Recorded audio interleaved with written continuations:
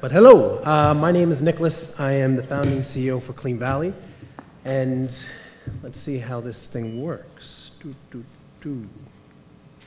These are not my slides.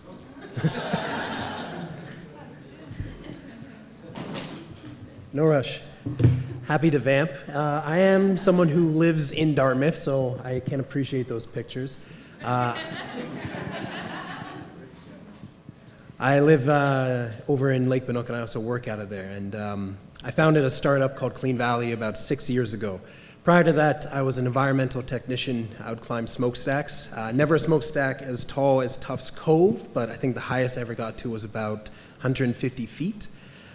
In that industry, I learned a lot about air emissions and how we deal with pollution.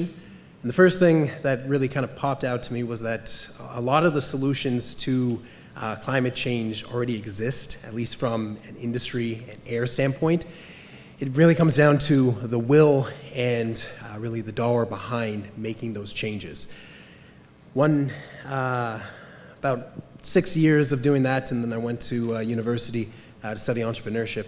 And studying at Dow, I dove into marine biology and met a few water engineers, and that's where the company came from, because we saw that the same level of solutions and even just basic science behind what goes into our oceans did not exist. And that's where the founding of Clean Valley came from. You are doing so well. Thanks. You need me? Nicholas, they have I have a slideshow with your name on it, but it's not yours. Okay. So they're taking a look. Okay, well, the images will come up later, but for now, I'll paint you a picture. At Clean Valley, we work with nature-based solutions, and what that really just means is we like really tiny things like microalgae and bacteria that can do a lot of the heavy lifting, but they've already existed in the environment for thousands of years. It's only in the last couple that we've realized that these are much better at dealing with the problems we've created rather than using chemicals that can be often a lot more harmful. And to that extent, the algae biofilter that you'll see an image of later, but imagine just a 20-foot shipping container with a lot of tanks that are used to grow algae from industrial wastewater, such as fish farms, black soldier flies, hydroponics, and aquaponics. And we send those out as a hardware as a service. So we deploy it to a site, it treats the water, but rather than the customer buying it, they're essentially paying a monthly fee. It allows them to focus on the farm that they want to be growing and be successful, rather than trying to figure out all the bells and whistles that we've just given them. So it's a lot easier for them to worry about what's putting bread on the table versus what's helping their farm continue to keep putting bread on the table. And during our development of that technology, we came across a few different Canadian-based solutions. One in particular is a bacteria made from a group in Calgary called Advanced Ag, and it's a nitrifying bacteria. So I'm going to take a quick pause and just out of curiosity, who here listens to Virgin Radio, specifically this morning? Show of hands. Not a soul? Oh, we got one. Okay, cool. Out of curiosity, does everyone just listen to CBC? Yeah, okay, I feel you there. Well, they had a commercial. Actually, they don't have commercial breaks on CBC, but there was a song I didn't like. It was Drake. Don't ask. So I was listening to Virgin Radio, and they were talking about this morning how I think it was BIO discovered a nitrifying bacteria in the Halifax Harbor. And, the guy presenting it, I think it's Turk and Megan who do that. So Turk's telling Megan about this. Megan goes, "What's a nitrifying bacteria?" Which I think is probably what everyone's reaction was listening to the radio this morning, except for me. I was like, "Oh, that's great. That's wonderful news." Because nitrifying bacteria is a part of the natural ocean process that helps keep waste like nitrogen in check. And one of the problems that happens if you don't keep that waste in check is you get things like cyanobacteria. Who here found this summer to be way too hot? Show of hands. And who here wished so much that they could just go jump into either Lake Micmac or Lake Binook or Long Lake rather than having to go to a pool or something like that? Same. relatable problem was that some of those lakes were closed this year and has been pretty consistently closed every summer because of cyanobacteria or blue-green algae. And I think I see my slides there, so are we good to rock? One moment away. Oh my God. So for those who are familiar with blue-green algae, cyanobacteria is essentially this, it's kind of mixed between bacteria and fungi. In the environment, it's everywhere. It's in the air, it's in the water, but when you get a high concentration of it, it becomes quite deadly. Can be corrosive to the skin. Corrosive's not the right word, but it can be agitating to the skin. That's why they recommend, don't let your pets or don't go swimming in an algae infected with blue-green algae. And I would like to now share, talked about this slide, but this is kind of what it looks like.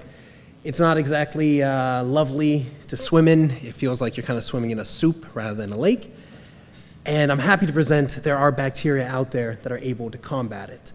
So I'm going to talk about two Canadian solutions, one that's specific to blue-green algae and another that can be specific to coastal erosion.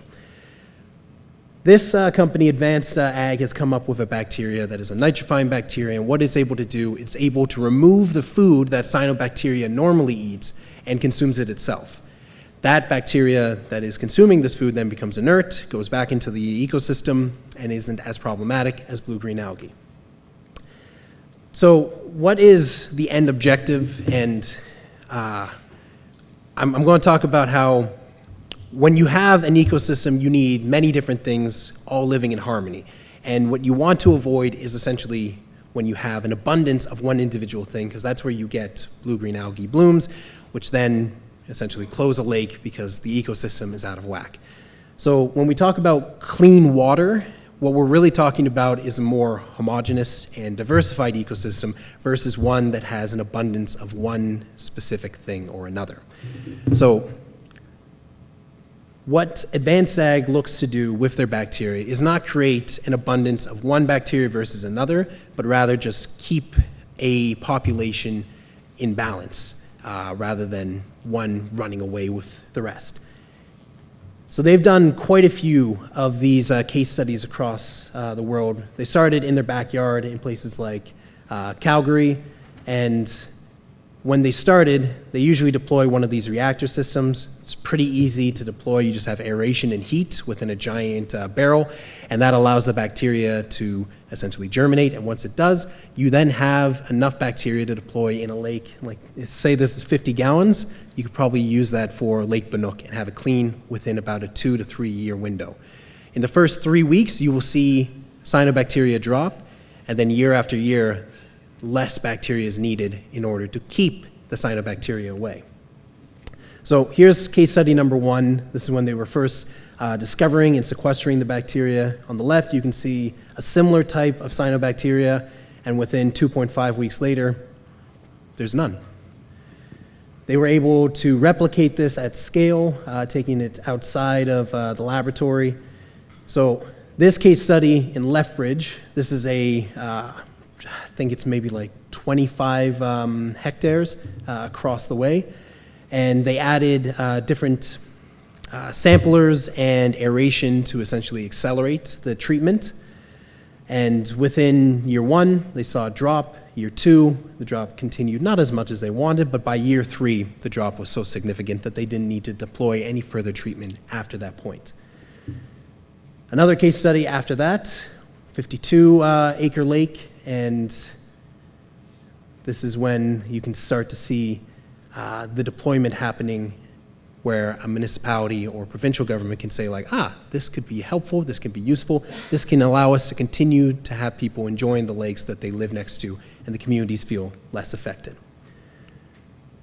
So after that, they took it on the road, went down to the States, said, okay, let's try it at this lake here called Post Lake. Some of the challenges that they were facing was that there was a local golf course that had fertilizer that was feeding the cyanobacteria, as well as an industry site where the human activity was further feeding into it. So they used a few different bacteria that was addressing the nitrogen, the phosphorus, and some of the heavy metals that were coming from the industrial site. And by the end, so this is before, and no, this is Chesimir, but this is another case study. This is after. And I think the bottom right one was the one down in Ohio. So the bacteria not only is able to break down the nitrogen, and to be quite clear, it's not breaking it down, it's just taking it through the natural nitrifying cycle. So moving it from nitrite to nitrate, sorry, from ammonia to nitrate to nitrite. I did that wrong again. Ammonia, nitrite to nitrate. And nitrate is inert enough that it can be dispersed and not affect the ecosystem or cause cyanobacteria to resurface. So that is the advanced ag solution. Now to be a little bit selfish and talk about what Clean Valley is looking to do. We've been working with a few different municipalities and governments across the world at coastline erosion. For those who have lived around here and saw some of the effects of some hurricanes recently, especially up in places like Newfoundland and PEI, essentially these hurricanes are causing such a large amount of coastal erosion that houses are starting to fall into the ocean. This is only going to continue as more hurricanes become stronger and stronger. And some of the solutions out there to prevent this coastline erosion look like armor rock, which is essentially a giant black, solid, almost cement-looking catastrophe that some very wealthy folks like to put up just outside of their waterline. And I would like to propose a lot more natural solution, one that is able to finance itself through the sale of offset credits and able to maintain itself year over year. And the idea isn't something new. We're not taking a solution and trying to reinvent the wheel. We're using breakwater technology, or at least just the designs behind breakwaters. And for those who are unfamiliar, think of it like a speed bump. So rather than the waves being able to hit the coastline at full force, we put up this speed bump that helps slow it down and reduce the amount of inertia that is eventually going to hit the coastline. But we build it using oysters rather than any concrete or new material going into the water besides essentially a latching on substrate such as oceanite or a similar type of material. To do this, you need a lot of oysters. Some sites that we've looked at required about 69 million oysters, some required 10 million. That sounds like a lot, it is, but that's about the production of one hatchery within a year. So it sounds like a lot, but really in the grand scheme of things, it's nominal. The idea is you cover an oceanite breakwater structure with oysters and allow them to continue to grow, reseeding it over a 2 to 3 year period. And that allows for secondary, tertiary, and further generations of oysters to spawn and essentially use the former generations of oyster shells as, again, material for them to grow. That way, the breakwater structure has a continued amount of maintenance and is able to not only grow onto itself, but all these oysters are consistently and constantly filtering out nitrogen and other forms of harmful bacteria in the water. So it's not only a living system, but is a growing and filtering system.